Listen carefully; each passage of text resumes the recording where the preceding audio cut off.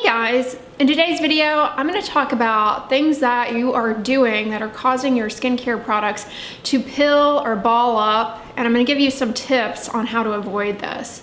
What do I mean by pilling and balling up? It's when you put a skincare product down on your skin, and a few minutes later, you start to notice little balls rolling up, just like pilling on a sweater. One reason that this can happen is that you are applying too large of a volume of a particular skincare product, and it's really just heaping up on the skin. So you really only need a very, very thin layer in order for active ingredients to get into the skin and to be effective. So, you really don't need a big glob is what I'm getting at. For products that are ointments, as an example, you need exactly 1 fingertip unit of the product to apply to all surfaces of your face and neck. What is a fingertip unit? So if you take your finger and you squeeze out a line of the product from this line on your finger to the tip, that is 1 fingertip unit, and that really should cover your face and neck. However, that's really only useful for ointments. Now, when you get to things that are a lot more watery, like creams, lotions, and then down to serums, obviously you need even less. So if you read the instructions on many of your watery serums, it'll tell you just a few drops is all that you need, and then you can just pat it into an even layer. But what happens when you use more than that is that all of the inactive ingredients and everything, they just kind of literally build up on one another, and they don't absorb. They kind of sit there on the skin and then fall off in that annoying little ball. What about sunscreen though? I'm always yammering on and on about how consumers grossly under-apply sunscreen. That's true. In order to protect your skin from the sun, you actually have to apply sunscreen at a density of 2 milligrams per centimeter squared of surface area. And people, I say that, but people like that doesn't really help you that much, because you're not really getting out and measuring and weighing and all that. I mean, that's not useful for day-to-day use, but that's how much you have to apply in order to achieve the SPF that's stated on the label. And most people apply about 1/3 of that. So how do you apply enough sunscreen so that you're getting your protection, but you're not having the product pill and ball up? In the case of sunscreen, it certainly can do that as well, especially if you apply a glob and you don't spread it out onto the skin. You just let it sit there. It's not going to, the part in contact with your skin is going to form a film, and then everything else is just going to ball up and peel off. And in doing so, it's probably going to pull some of that film off. So when you put it down on the skin, make sure that you spread it out onto the skin. The key with putting sunscreen on is, yes, the volume matters, but what matters more is how much time you spend putting it on. Studies show that the greater the amount of time a person spends putting sunscreen on, the more likely they are to have better protection. It's more important than focusing on the volume. The volume obviously is important, but it's not something that you can really reproduce with every product that you use. So taking your time putting sunscreen on all surfaces, including around the eyes, on the ears, the neck, the upper lip, the forehead, all areas, and make sure that you are spreading it out onto the skin and not just blobbing it on. That is what can lead to pilling and balling. Allow it to dry and then put another layer on top. This will help you to avoid skip areas that can occur from uneven application. And that should prevent pilling by making sure that you're spreading it out onto the surface of the skin. Beyond using too much of the product, another major reason for pilling is that you are using too many skincare products, and the products are not compatible with one another. Seeking to incorporate different ingredients into your skincare routine, try and take advantage of products that combine those ingredients rather than using multiple different products. For example, a lot of people want to use niacinamide in their skincare products, but it's already in many moisturizers. And so a lot of people will be trying to use a niacinamide serum and then layering stuff on top of it, and they're getting peeling and balling. Why not just use a moisturizer with niacinamide? There's been a lot of marketing around serums that they allow ingredients to absorb better, but a lot of that is, the majority of that is marketing. And many active ingredients are just fine in your moisturizers. They will absorb into the skin. And the advantage of trying to minimize the number of products and stick to products that combine a few ingredients is that presumably those active ingredients are stable in the presence of one another in that product, and the excipients in that product, i.e. the inactive ingredients, are ideally formulated and added and whatnot so as to not compromise the stability or efficacy of the ingredients in that product.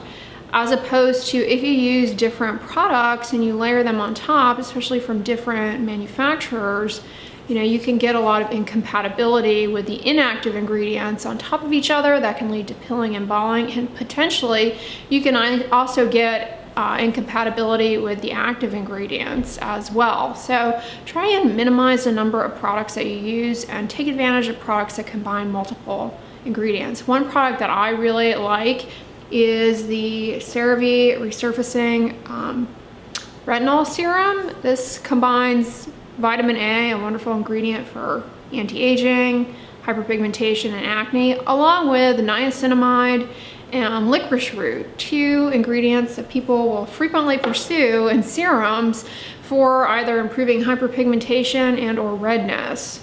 So you have those ingredients all in one product, and that way you're not layering 3 or 4 different things that can lead to pilling and balling. But if you are using oils in your skincare routine, that can lead to a lot of incompatibility with other products that can set you up for pilling.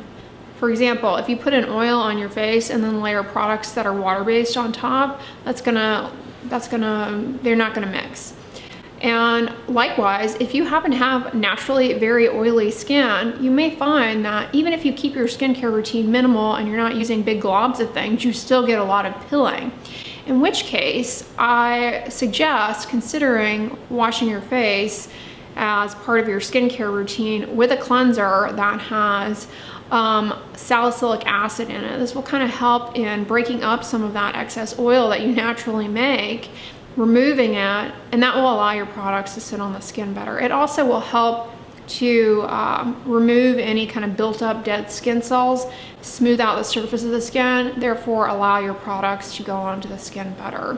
The frequency of washing your face really, is an individual kind of thing, but in the case of people who have really oily skin, it can be beneficial to wash your face not only at nighttime but in the morning. And you may find that doing that, not only, people like that, it helps their skin not look as oily, but it also allows your products to go on better and not have this issue of pilling and balling. Another source of product pilling is layering water-based or even oil-based products with products that have silicones. Silicones are synthetic oils that are wonderful in skincare products. They create a nice barrier to water loss out of the skin. They're great for keeping your skin hydrated, but they also feel nice on oily skin. They're not greasy or heavy, but they're pretty incompatible oftentimes with many other products.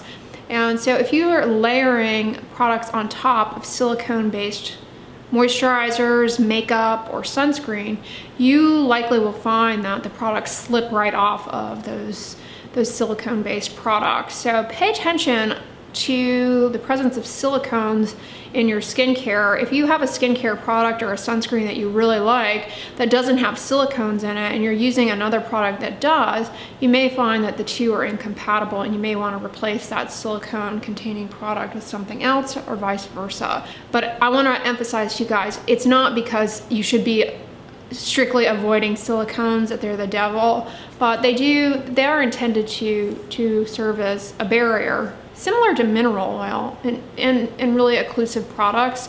So be aware of that issue and just pay attention to the ingredients in terms of building your skincare routine. And then the last reason for product pilling has to do with your sunscreen. You may encounter this a fair amount.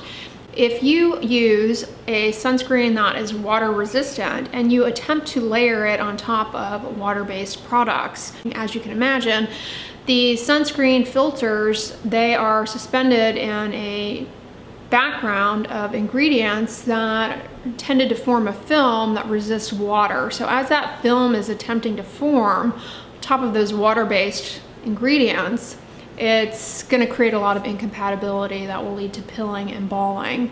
So if you use water-based products prior to applying a sunscreen, that's okay. Just allow them to fully absorb and to dry.